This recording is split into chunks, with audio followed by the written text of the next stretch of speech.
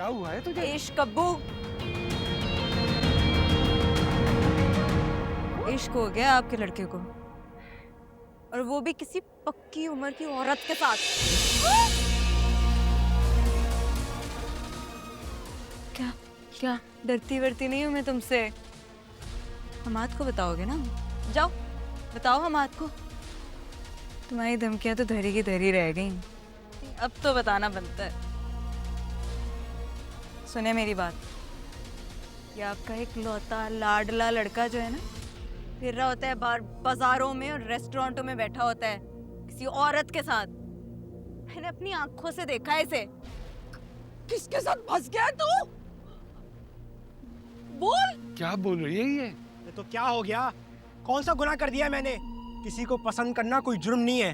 अब आपके लिए बेहतर होगा कि अब आप मेरे मामलात में मत बोलें। मैं बड़ा हो चुका हूँ, मेरे लिए सही क्या है गलत क्या है मैं जानता हूँ। अब ये बताएगा मुझे, बताएगा मुझे। इतना बड़ा हो गया। फराज जी, चुप चुप चुप, वो जाने दे उसे। पानी लेकर आ, पानी लेकर आ जल्दी से। तूने मुझे क्यों नहीं बताया? अम्मी वो फराज जी, बर्बाद कर दिया इस बच्चे ने मुझे। समझ जाएगा। अरे कौन है वो? कौन? मेरे पास तस्वीर पड़ी हुई है, मैं लाके दिखाती हूँ। ऐसे नहीं मैंने बोला। अरे अभी तो खुद कच्चा है, कौन सी पक्की उम्र की औरत के साथ फंस गया है?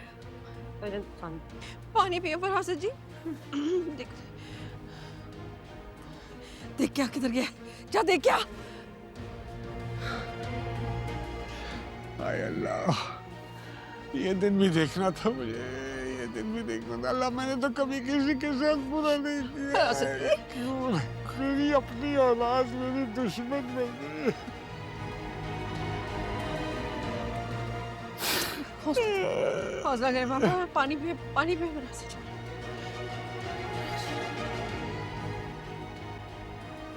अब मैं क्या करूंगा? पैसे कहाँ से उतारूंगा? कर लेंगे, पड़े हुए कंगन पड़े मेरे, कर लेंगे, कुछ करेंगे।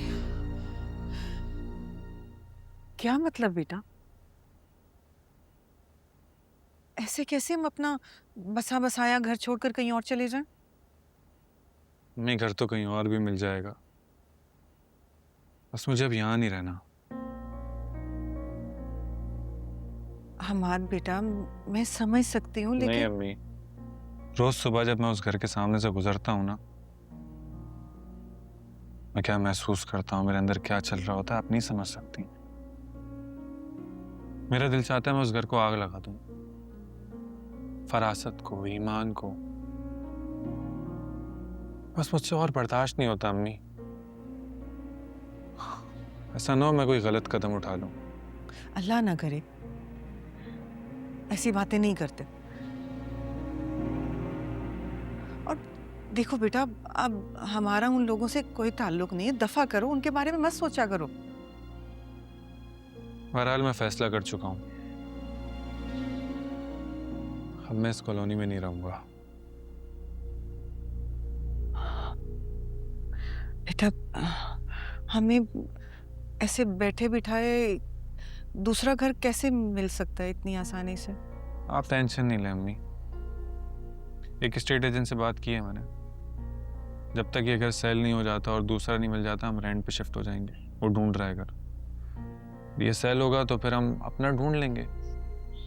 बस प्लीज मुझे यहाँ नहीं रहना अब।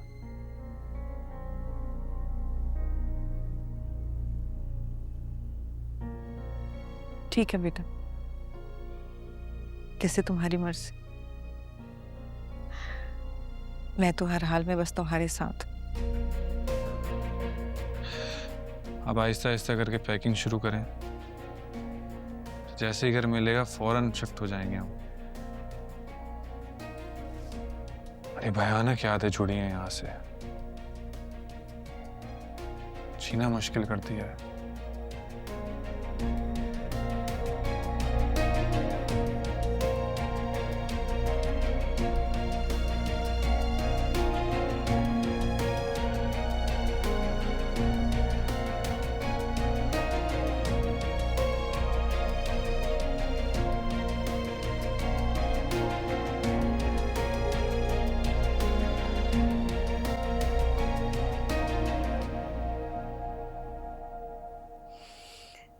मसला फरासत जी समझ में ही नहीं आ रहा। हमने कभी किसी का क्या बिगाड़ा है, क्या कसूर किया है? पता नहीं क्या हो गया, नजर लग गई मेरे घर को। पहले मेरी दोनों बच्चियां, इतना बड़ा धोखा हो गया इनके साथ। और अब मेरा बेटा फरीद, अकलौता बेटा फरासत जी, पता नहीं किसके चक्कर में फंस गया। मेरा तो दिमाग माफ हो गया, समझ में ही नहीं आ रहा। आप कुछ बोल क्यों नहीं रहे फरासत जी? खामोश क्यों है?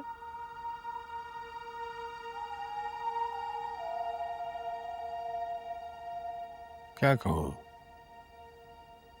क्या कहूँ मैं? कुछ कहने को बचा है क्या? क्या कहूँ? लेकिन फरासत जी, आप तो हमेशा कुछ ना कुछ कर ही लेते हैं ना, सब कुछ ठीक कर ही लेते हैं, तो करें ना कुछ। उस औरत का तो पता करें, ताल्लुक क्या है उसका फरीद के साथ। मुझे लगता है हो ना हो सारे पैसे भी फरीद ने उसी को दिए। क्या होगा?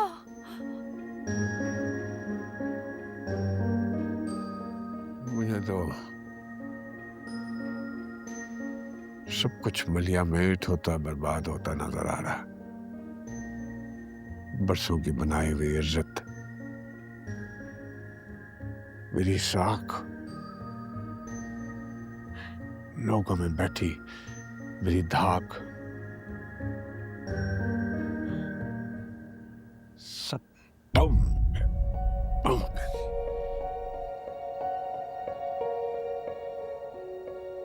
नहीं फरासत जी, अल्लाह ना करे। मैं तो पता नहीं ऐसी क्यों बोल रही थी। कोई बात नहीं फरासत जी, ऐसे बस ठोकर लगी है हमको, हम फिर से उठ खड़े होंगे। आप बस फरीद की खलासी कराते हैं उस औरत से, ये करते हैं फरासत जी।